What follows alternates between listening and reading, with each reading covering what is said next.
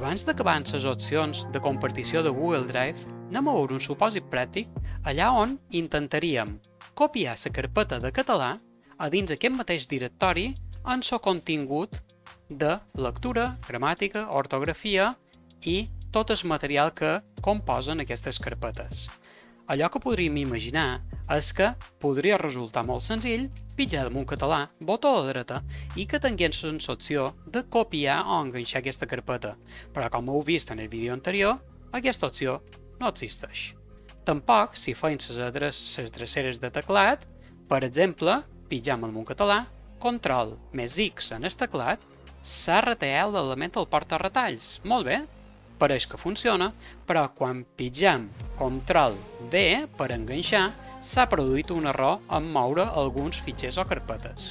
Molt bé, anem a veure si copiant, pitjam damunt català, Ctrl C en el vostre teclat, s'ha copiat l'element del porta-retalls, sí, i pitjam Ctrl V, i com podeu veure ens indica que les carpetes no se poden copiar, prova de crear una drecera. No és això allò que m'interessa. Per això hauré de recórrer a aplicacions de tercers a dins el Google Workspace Marketplace, que ara vos mostraré a través d'una aplicació anomenada Zip Extractor, d'acord?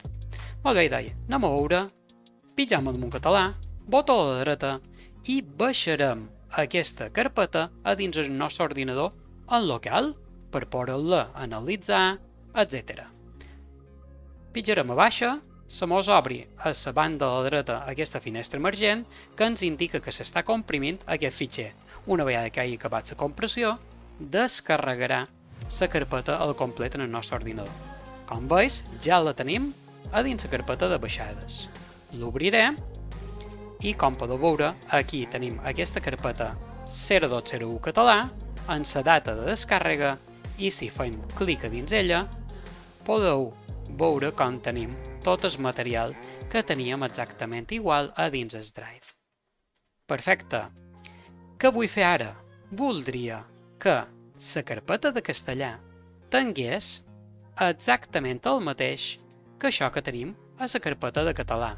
Per això, deixeu-me que, botó a la dreta, suprimesqui aquesta carpeta perquè de moment la tenim buida. Molt bé, i ara allò que hauríem de fer és pitjar damunt nou, penjar un fitxer, i allò que he de penjar és això que m'acaba de descarregar, és a dir, aquest fitxer en format zip, i ja el tenc aquí dalt, a dins el meu directori 02 documents.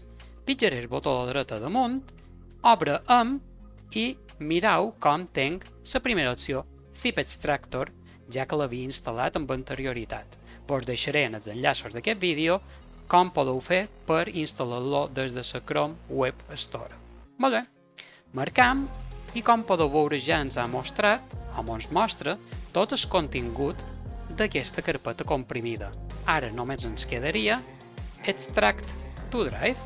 Pitjaré damunt i ens va compareguent aquest nígul en el vistiplau cada vegada que s'ha carregat una carpeta. Molt bé, una vegada que estem, podem pitjar View Files in Drive o senzillament tancar.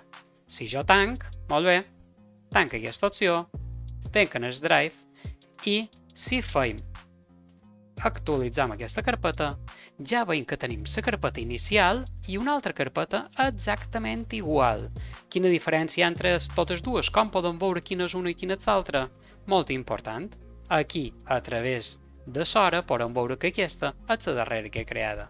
Faré clic en el botó a la dreta, canviaré el nom i ja només ens quedaria donar-li el nom de 0202 i en vez de català li posaré castellà.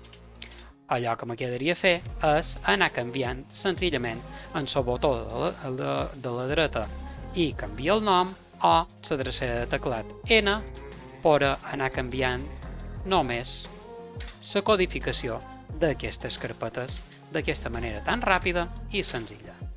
Moltes gràcies i espero que us sigui útil.